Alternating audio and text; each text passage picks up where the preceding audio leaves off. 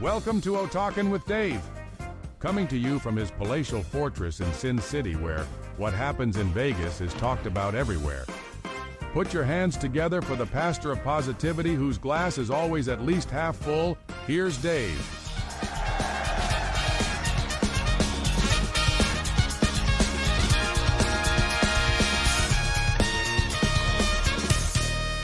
Hey, how we doing out there? I hope you're doing well. I am top shelf, if I say so myself. What we're talking about today is power of words. Word Up, song by Cameo. I wish I could play it, but I would probably have to pay somebody some royalties, and I'm not into that. Words, vocab. As a hip parent, I like to use the vernacular of youth. Woo, is that embarrassing? Oh man, yo, sup, broheim, something's fire. I'm usually a decade behind what's current or hip or, what's in. And I think it's partially a parent's job to embarrass their kids by using, some of those words to fit in. I remember when we moved to California, imagine having teenagers freshly to California. Okay, they come home. How's it going? You hang out with their friends. It's a little different from, Tennessee where we moved from. And, it was past the Valley Girl stage, but it was still, there was still some words or some dialects that was great. And the kids adopted quickly. My son doesn't have much of a Southern accent. Of course, my daughter does, but she quickly acclimated to the cadence and the brogue of the SoCal teenager. Well, my wife, when she would listen to this, and then she would just naturally try to speak in some of the phraseology, it was hard to hear. I mean, my goodness, it was a Southern SoCal slang that no one should have to hear. But that's not what I'm going to talk about. You start with the tangent and you got to reel it in, but it's just words, English. And the whole range of what I'm going to talk about is, I believe words mean things. I think the words you use, the words you don't use, the phrases you use, whether it's proper English or proper grammar or whatever, that tells people a lot about you. I am identified. I'm a proud Southerner. Some of you think I'm hard on the South. Well, I can be. I'm from there. I can say I'm a redneck, hillbilly, white trash, whatever. But don't you do it. Don't you do it. But our words tell people a lot about us. And sometimes, we change our words to possibly fit in. Our environment has an impact on us. I remember 10th grade, Miss Miller. She tells this story. When I was fortunate enough to have some great English teachers in high school, and I'll go back to that in a second. But Miss Miller was close to retirement. I think she had like 3 years worth of sick days built up. I think when she retired, she still got paid for a while, which she deserved. But she would always tell the story. She went in, I believe it was the Navy, and she didn't want to be seen as this, this goody English teacher coming in. So she developed the word ain't. She would say ain't to both fit in, but also to show you, hey, I'm not just an English teacher that's going to correct everybody's English. And anybody that had her, and some of you are listening, remember Miss Miller, she would say, it took me 6 minutes to start using the word ain't. But after I got out of the service, it took me 6 years to get rid of it. Because it was such a habit. The words we use, we can change, we can implement them, which, we'll talk about. But also, it's hard to get out of that habit. So if you've been doing some things for your whole life, it's very difficult to change. And nobody's saying you must. But sometimes it would help you a little. But we'll talk about that. Miss Miller also, first day of school, she had certain pet peeves. At one end of the board went all the way across the front of the room. At one end of the board, she would put A and then shuffle her feet all the way to the other side and put lot. And that was her way of saying, it's 2 words. Don't spell a lot, A-L-O-T. It's a lot. That was one of her things. She had another one. I can't remember what it was, but she was known for that. And also, it's not necessarily correct right now, but she said there's no such word as enthused. No such word as enthused. It's enthusiastic. That was her big thing. So this is 1980, 1981 when I had her for English. And she's right. Back then, enthused was not a word. Now if it is, you look at it and it's accepted. And I looked it up. And it was in the late 20th century that it started being considered okay in written form to say enthused. Oh, she would be furious if that were the case. But why are words so powerful? Do you agree that words are very powerful? I mean, I grew up, sticks and stones can break my bones, but words will never hurt me. Yeah, I still believe that. I mean, you get your feelings hurt from time to time, but hey, it's better than a punch in the face. But things are so politically charged now. I mean, words, labels, being canceled, things, woke, all these things, these words that are being hijacked that mean something that they weren't intended to mean. But your words get you in trouble. How many times in the news in the last few years have people's words haunted them? And even words that were said decades ago. They meant something totally different now. They're coming back and harming, or you're being judged on something that may be taken out of context. So words, like it or not, they're powerful. One of my, back in the day, one of my favorite comics was George Carlin, just because of his observations. He worked a lot with words, what words mean, the different. Of course, his most famous skit is 7 words you can't say on television, and I'm not going to say them on here either.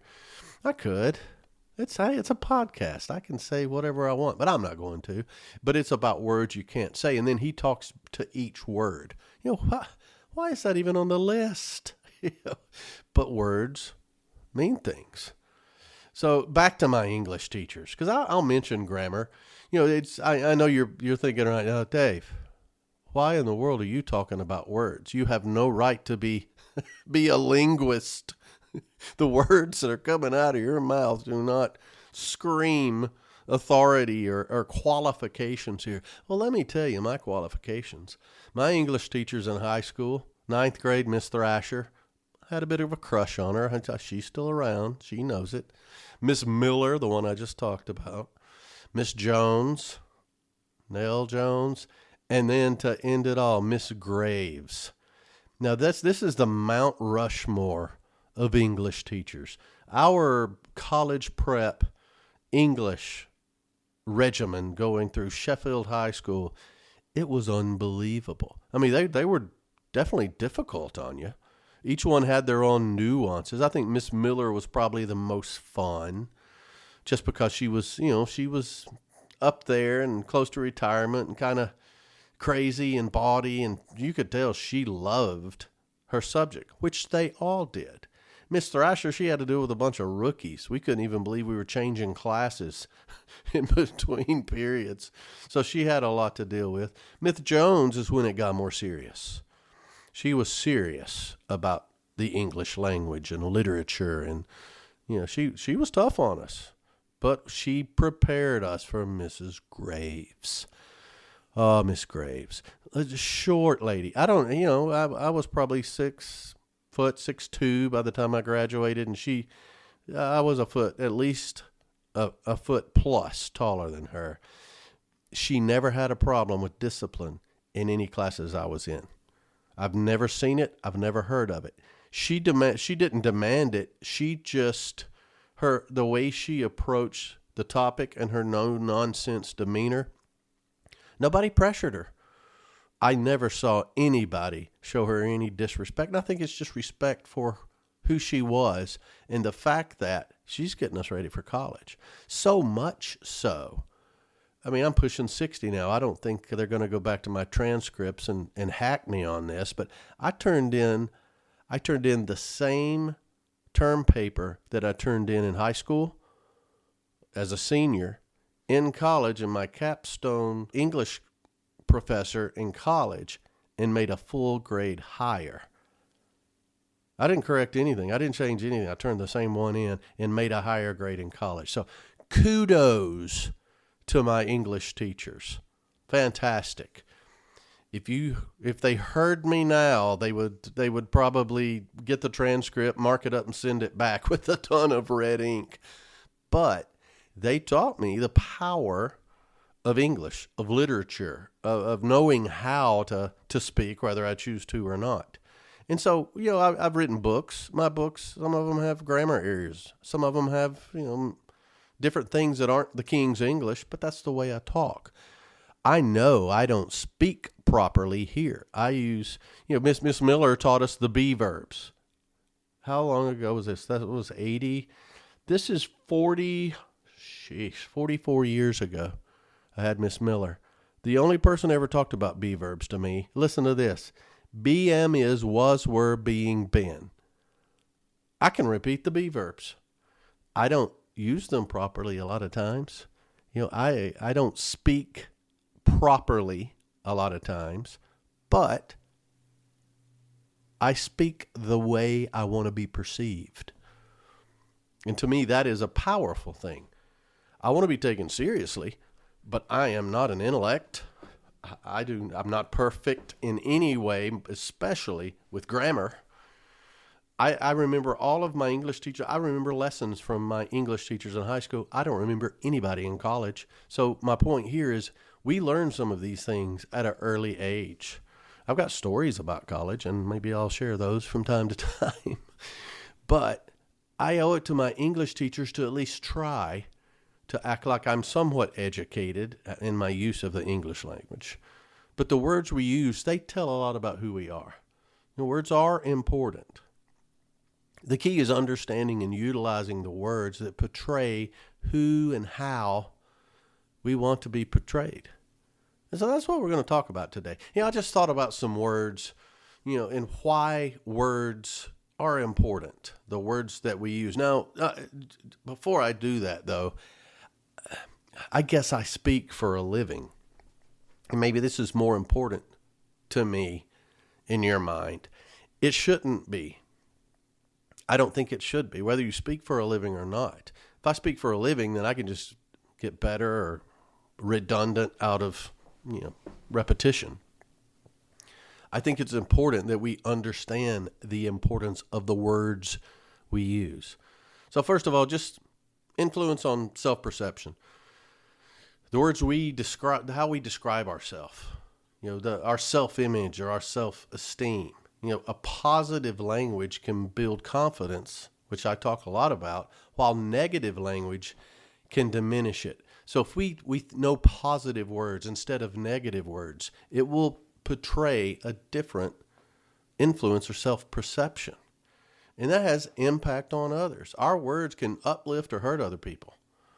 And some people know that and use it for the negative. I like to be encouraging.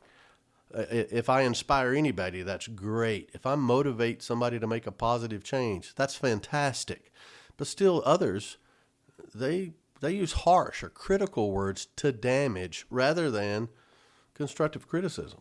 So our words have impact on others. How many times have you heard, it's not what you said, it's how you said it?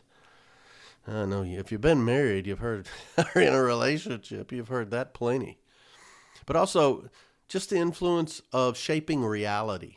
The language you use can shape a perception of reality. And what I mean by that, if we're positive about something and use positive words, like I said earlier, we create a more optimistic outlook. If everybody is negative about something that's going on and we're more positive, and this is different than self-perception. Self-perception that I talked about before, it's more on people or yourself or how you feel about yourself. Reality is more about an outlook, how things might be, how this might impact something that's going on. Again, the other side of that is it can also be negative and reinforce pessimistic views. I believe wholeheartedly that deep down, we're wired either to the positive or to the negative. And if we're not at our best, we will go to that side. So shaping reality around positive or negative views, our words have a lot to do with that. A ton. And then we talk about relationships or whether it's, romantic relationships or just interpersonal relationships, working relationships. Most of the time when things break down, what do we blame it on? Communication. It's a catch-all. So the words we use and the language we use helps convey our thoughts or our intentions. And so many times I've said something and it came across different than I meant it to. So if we can focus and prepare, I'm big on preparation, but if we can focus on the words we're using and tie that to what we meant to get across, we're going to reduce a lot of misunderstandings. Better communication. And, this is not always positive. I've talked about having tough conversations with people. I've talked about a lot of things that you dread, moments that are coming up that you've got to do. And maybe it's the other side. Maybe it's positive. But I think on the negative side, being able to say what you need to say very clearly and as few words as possible, that's a fantastic goal. But that makes you think about your words. What are you going to say? Who's your audience? What is the meaning of what you're saying? What do you want to get across? And how do you want, when you leave that conversation, how do you want the communication to unfold? Okay, communication clarity. The next one, just building relationships. Early on, what do they say? In the first few seconds, people have you sized up just by looking at you. And then the words you say. That's going to, you're either going to be a positive or negative first impression. Can you overcome it? Of course. But words are fundamental in building and then maintaining relationships. Early on, you're going to build that and then you're going to maintain it. But then honest, respectful, and supportive communication, that's going to strengthen your relationship and your connection with people. While the other side, if you're always negative, if you're critical, that's going to tear it down. I mean, it sounds like common sense, but if you looked at the transcripts to some of your communications and conversations, you may see that, I meant to say this, but it sure sounded different when it came out. So being mindful of that. Emotional influence is another reason that words are so important. We can really, with our words, we can provoke powerful emotions. They can go from comforting or encouraging or bringing joy to, we can really cause pain and anger and make somebody sad. Music does this. A beautiful song with beautiful words, it can fire me up, it can make me cry, it can make me think, it's fantastic. The words we use can do that. And I can think of some examples. They're very personal, so I'm not going to say it, but two different people can say the exact same thing, but the source can make all the difference in the world. So in your professional life, that effective communication, like I talked about earlier, to me, it's a key to professional success. The ability to articulate an idea when you're put on the spot. If you stammer or takes you 2 paragraphs to say what you could say in 1 sentence, that says a lot about your preparation or your articulation. To be able to articulate ideas clearly and persuasively, quickly, that means a lot. The words you use, the vocabulary that you have. And in all situations. I mean, from the boardroom, we call it from the carpet to the concrete, from the boardroom to the shop floor. You don't have a lot of time. Be able to articulate what you need to say and mean to say. Then in conflict resolution, words are important. They're so important. Being diplomatic, being empathetic. Language can de-escalate a tension.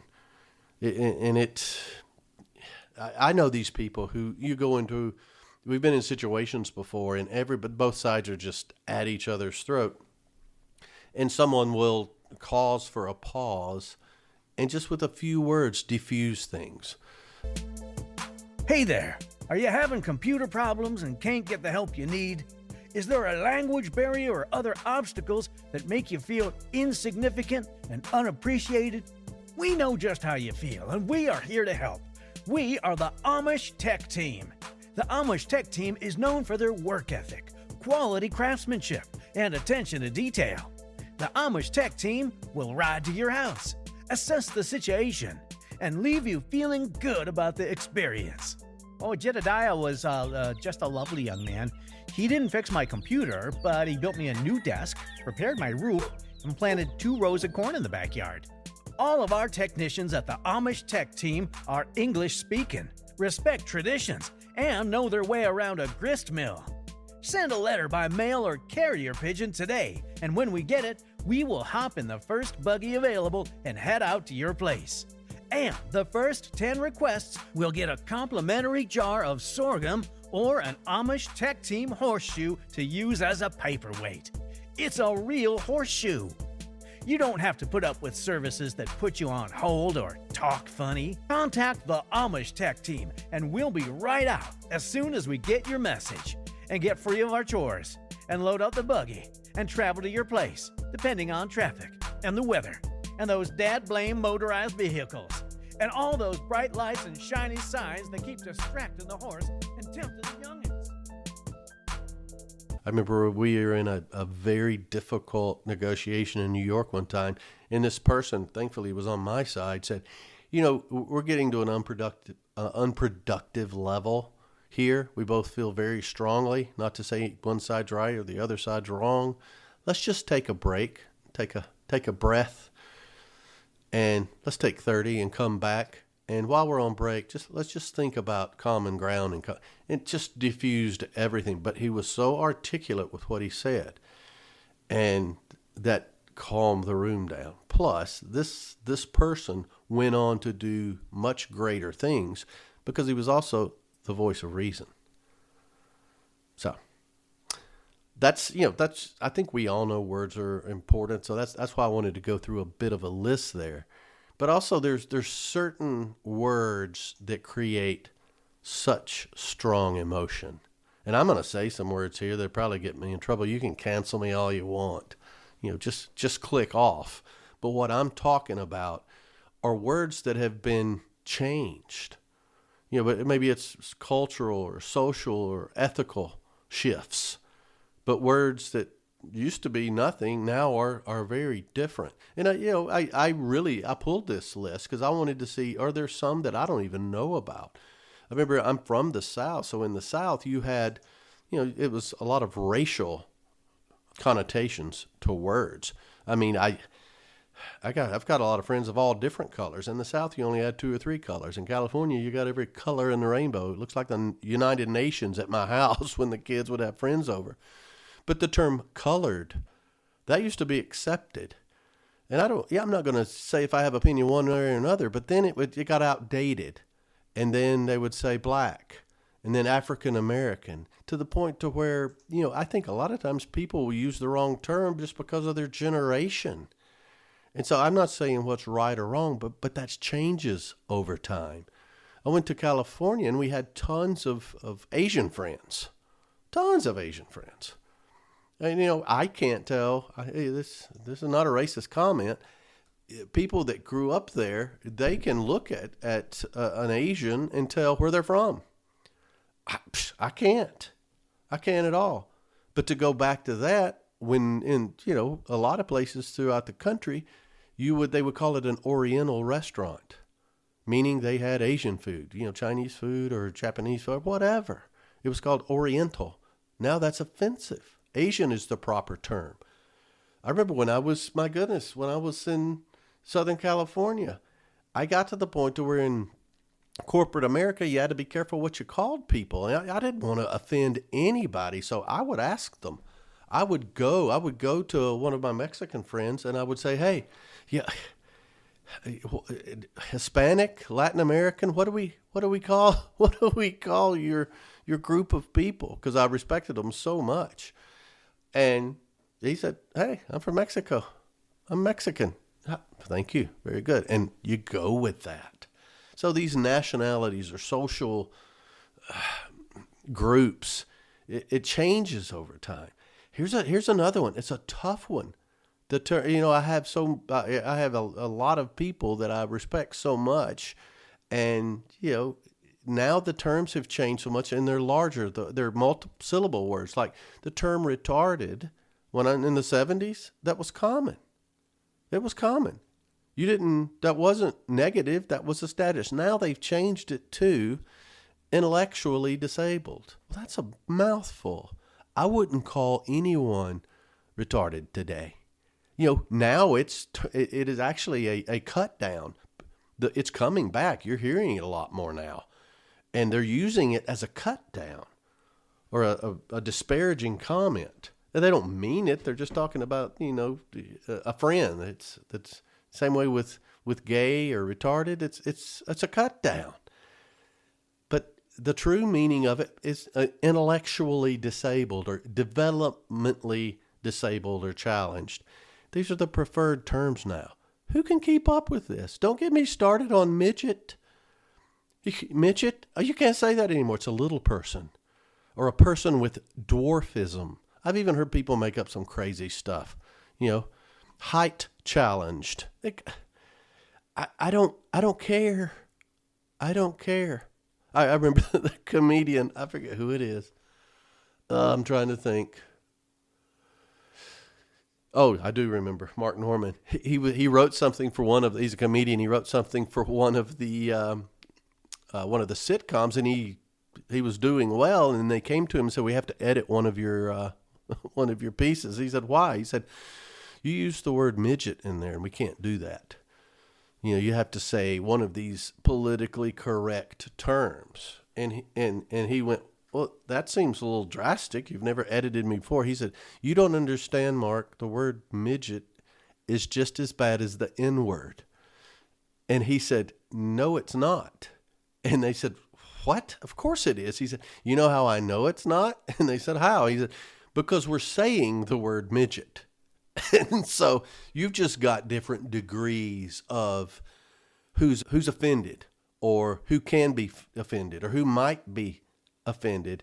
And the bad thing is you may say something now that's perfectly fine. In 20 years now, they'll play the tape and it's offensive 20 years from now. It's tough, but words mean things. The term crippled, I remember that. Now in handicapped is not even, you're not supposed to use that anymore. It's disabled or a person with a disability. I remember the cripple. I remember the first time I ever heard cripple was in A Christmas Carol with, was it Tiny Tim? He was crippled. I am sure from time to time I use some of these words and if they offend anybody, it's totally unintentional. But I have to be aware of this. I remember when Indian became a bad word. Now it's Native American or an indigenous person. We all know, the homosexual is you're not supposed to say homosexual anymore. You're not supposed to. I remember you're not supposed to say gay or other slangs. You're not supposed to say that. You're supposed to say homosexual. Now you're not supposed to say homosexual. I don't care. I don't care on any of these. I don't care if you're a crippled homosexual midget Indian. I don't care. We can still be buddies. But these words mean things to people. I had one friend, he got in trouble for saying the word hysterical. Hysterical. I think I use that word a lot. If something is really funny, oh, that was hysterical. Historically it's it's used to describe women's emotional state in a dismissive way. So you can't say hysterical. I say it about something that's really funny. No, I'm not talking about a woman's emotional state. So I point this out to tell you not only how important words are to portray what you want, but you've got to understand there are people out there who are focusing on certain words more than others. And there is an evolution to this. From the 19th century, different words were, they change over time. And the same words in the early 20th century. A lot of the medical terms, just, around the, your mental health or your mental well-being or, segregational stuff, that came up in the mid 20th century. And then, 1990s and 2000s, now you've got things, you got acronyms, the LGBTQ plus, all of that stuff. Cultural sensitivity that increased. You can't say Eskimo anymore, starting in the 1990s. It's an Alaska Native. And, in 2010 and on, you've got to have more inclusive language. Using the wrong ones. Now with pronouns, you've got to, you don't have to, but according to certain social standards, you have to be all over and up to date with the latest vernacular. Social media has taken us over the top too, with a whole new thing. I mean, I don't think you're going to get in trouble for not knowing the acronyms on social media because there's so many, and I think they just make them up so parents don't know what their kids are saying. But there's just so much. I can't keep up with it. I don't want to keep up with it, and I dare say I'm not going to keep up with it. If a word is taboo by a group, and I refuse to walk on eggshells to keep from inadvertently offending someone. I'm sorry if what I say offends you. When I am at my best, or I'll just say not at my worst, I usually pick words that project what I mean or how I want to come across. If you're offended, I'm sorry you're offended. That was not my intent. However, I am not walking on eggshells to say the words that are going to please your ears. And when I don't, email me, talk to me. If we're in a group setting and it's happened, raise your hand. Because I don't want the rest of the time for you to be sitting there with a lip pooched out because I hurt your feelings. Let's talk about it. I don't mean to do that. Anybody that knows me knows that.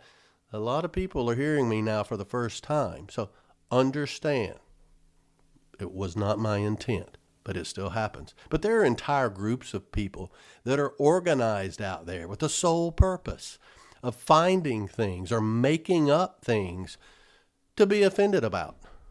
Sorry, I am not going to participate.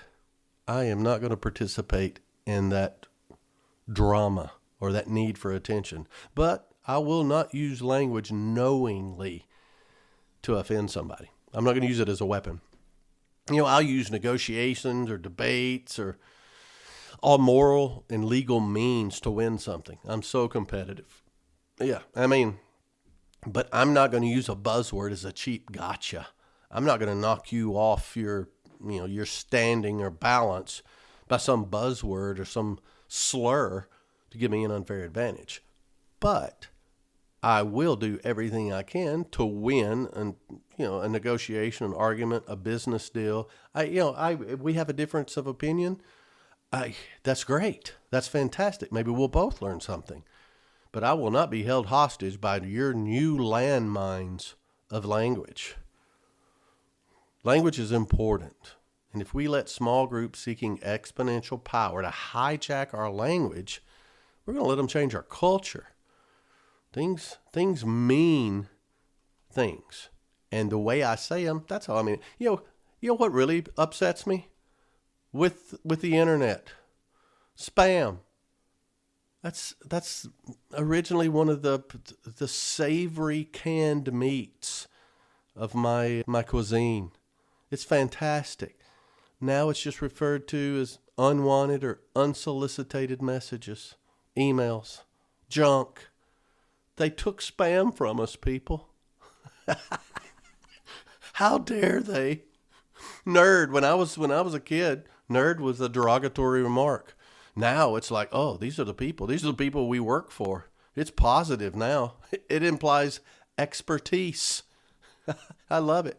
You know what woke originally was? Originally, African American vernacular English for being alert to racial injustice. That's what woke was. now, and I think that's fantastic. You need to be alert to racial injustice, but that has been completely hijacked by, political groups or progressive attitudes or whatever. It's so far from its original intent. If I'm an African American, I'm thinking, wait, you stole our word. What are you doing here? And we're familiar with the different ones that mean weird, like bad.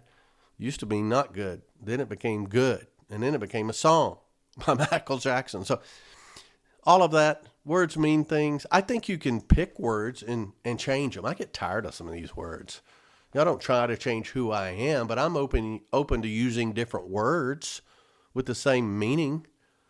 You know what I mean? Like, I remember there for a while, everybody was saying something was amazing. Oh, that's amazing. It's amazing.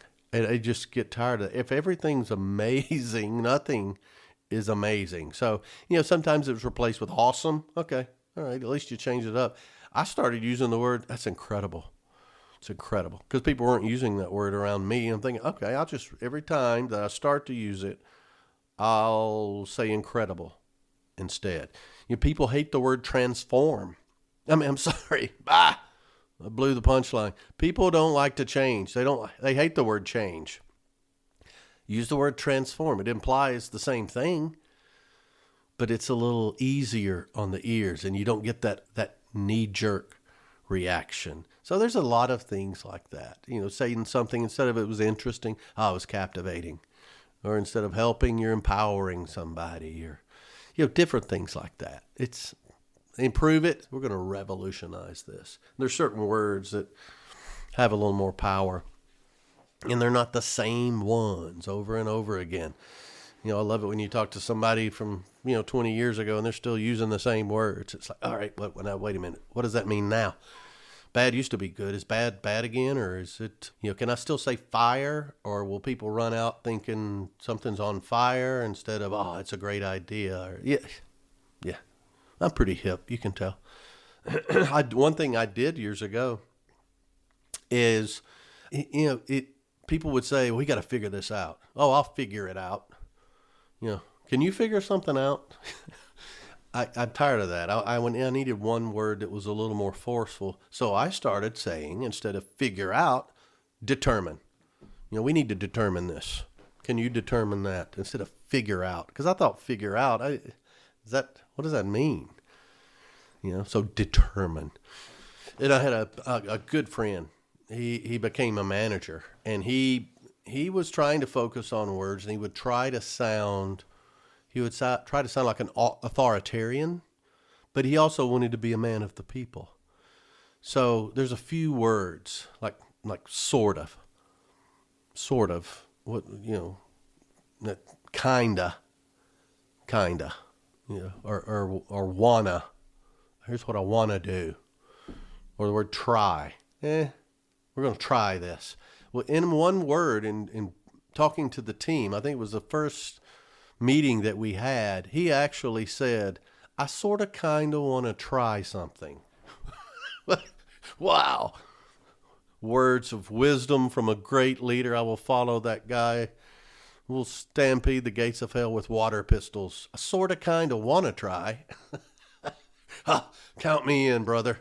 Those words did not instill a lot of confidence to the group. But over time, he became a great speaker. An authoritarian. My goodness, I remember probably 5-10 years later, we had another meeting, and he was a subject matter expert on something. He got up there, and I was wowed. So not that it takes a lot to wow me. I thought it was incredible, by the way. Yeah. So, yes. Okay, and then there's some more things, and at first I thought these were Southern, but they're not. They're not. It's redundant slogans, and now I hear them and I can't unhear them. And unfortunately, when I hear them, I kind of giggle inside, but I'm like, oh yeah, there he goes. One was first and foremost. That's the same thing. It's the same thing. First and foremost. It's like saying beef cow. Yeah. Or end result, the end result. It's already at the end, and that's where results come from? And I love this one. Past history. That's just past history. I knew I was going to say that, but it still gets me.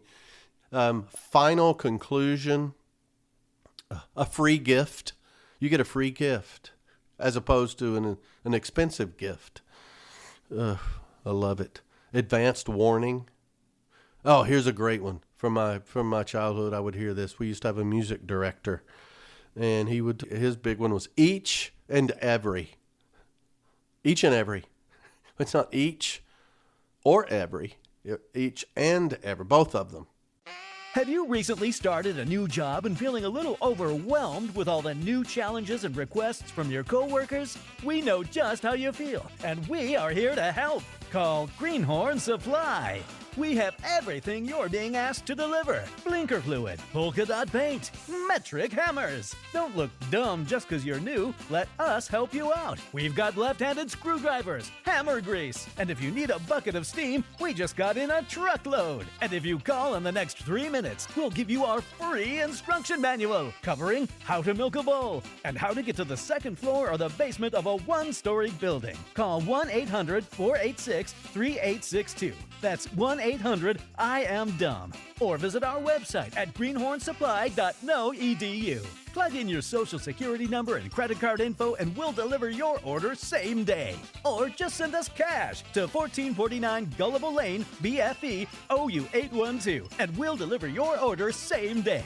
Don't look stupid just because you're new. Call Greenhorn Supply. Everyone. Yeah. And then the last one, and I'll get off this. It cracks me up. Close proximity. Close proximity. Come on, man. Come on. Close proximity. First and foremost, we're in close proximity. I love it. Well, and then there are some words that it's suggested you avoid. And to me, I want this to be, I don't care. If you don't, I don't see a problem with them. But it is suggested there's some words that, I don't know, they're not necessary. And they detract from impact or clarity, says somebody. And, to me, it's like the purple car. If you want to remove these, concentrate on them one at a time. And then it's a purple car means you'll notice it more. It'll be everywhere. Wow, I use that. In editing these podcasts, I noticed I say so a lot. So, and so, and I use them as really fillers, or instead of saying the next thing, I say so, and then I go on. So, see what I just did there? Taking these words out or identifying these words, it is thought that these words detract from clarity or the impact of what you're trying to say. So here they are. Number one, very. It's overused. I'm very hungry. Well, we didn't really need that. I'm very tired. Okay, I'm tired. I'm hungry. How does very help? It's almost like in A Few Good Men. I object, Your Honor. And he didn't go for it. Well, I strenuously object. Okay. All right. That was unnecessary as well. So very is one. Really. It's kind of like very. You're trying to add to it, but it's not necessary. It's not necessary. Really important? Well, it's crucial. It's important. It's not really important. The word just. I just wanted to say this. Instead of, I just wanted to say. I wanted to say this. Or, just say it. I don't need say just. Stuff. Informal and vague. I got a lot of stuff to do. The word like. Oh my goodness. The count of the word like when my kids were teenagers, especially my daughter. Oh, I would just like to punch her like in the tonsils, like every time she would say the word like. It's like really cool. It's cool. How about that? The word literally, no one uses the word literally correctly. I literally died. No, you didn't. No, you were shocked. You were upset, but you didn't literally die or we wouldn't be talking right now. And then those things like obviously we need to do this. Well, if it's obvious, don't say obviously. To be honest, what they say, if somebody don't trust a man who says to be honest. And then, of course, the term amazing, which I got tired of quickly. The only thing amazing is Amazing Grace. What a great song. Play at my funeral with some bagpipes and yeah. So those are just words you don't even think about it until you hear it. And then you're going to hear it in your mind.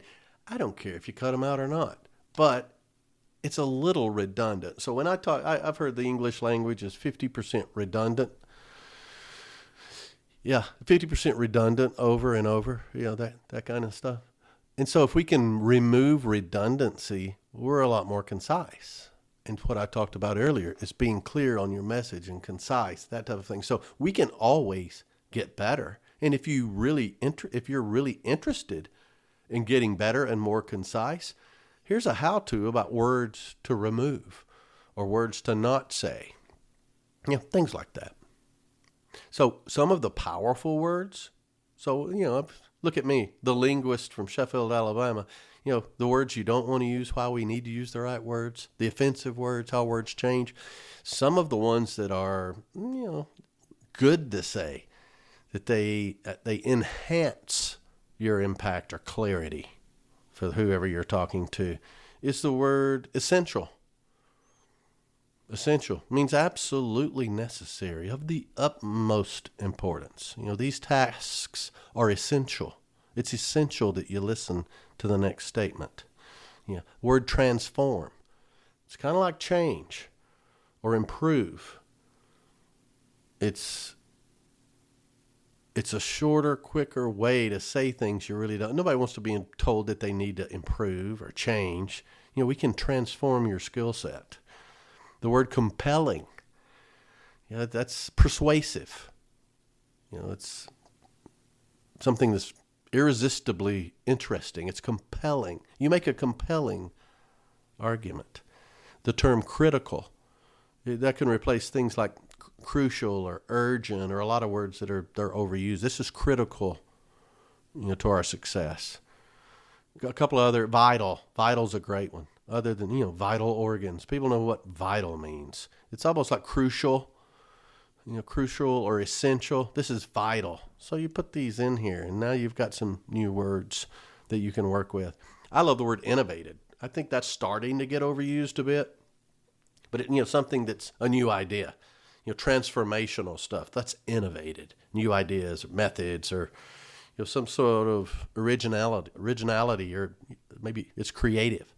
Using creativity, innovative, and then remarkable. The first time I ever heard remarkable, I believe, was in an episode of Little Rascals. Remarkable. Yeah, I love it. Something that's worthy of attention, something extraordinary. It's remarkable. So, a bunch of words. I don't mind the words anybody uses. I don't care. Educated, uneducated, sophisticated, unsophisticated. I just want you to communicate. I don't care what you say to me. Just talk to me. That type of thing. But there's two things that bothers me. It's when someone is portraying themselves, I'll say dishonestly, or they're being a hypocrite. And they're using words as a weapon or a tactic or insincerity. You don't mean that. You're just using that to try to manipulate. It drives me crazy. It drives me crazy. And to me, I want to take them down. I don't want them to try to fool me, and I sure don't want them to fool anybody I care about. And the other time is when somebody is really being sincere. They're doing their best. And they're just coming across in a way that they don't see. And I want to help those people. I do that myself. I hope I don't do the first thing that bothers me. I don't try to hurt people or be insincere or use words or tactics. But I know I come across differently than I mean to sometimes.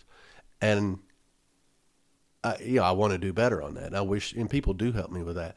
But when I see others do it, in a business situation or in public speaking, or when somebody's hurting and they're sharing their heart and they're trying to convince someone to give them another chance, but they're just the language that they're using or their vocabulary, or if they could just think through this a little more and be prepared when they have a chance to say this. The words we use matter.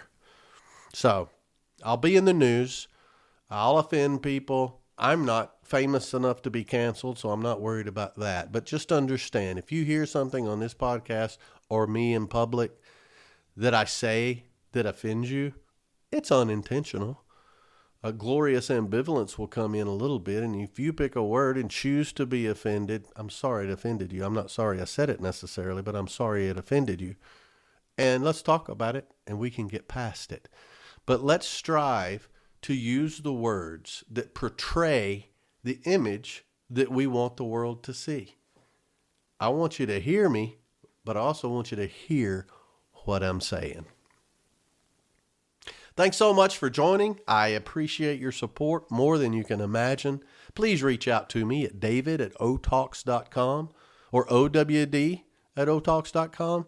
Tell me what you like. Tell me what you don't like. Give me some ideas. I've got them lined up. But hey, you send me an idea for a podcast that lights my fire, I'll put it to the front of the list. So let me know. But most of all, thanks for O-Talking with Dave, and giddy up.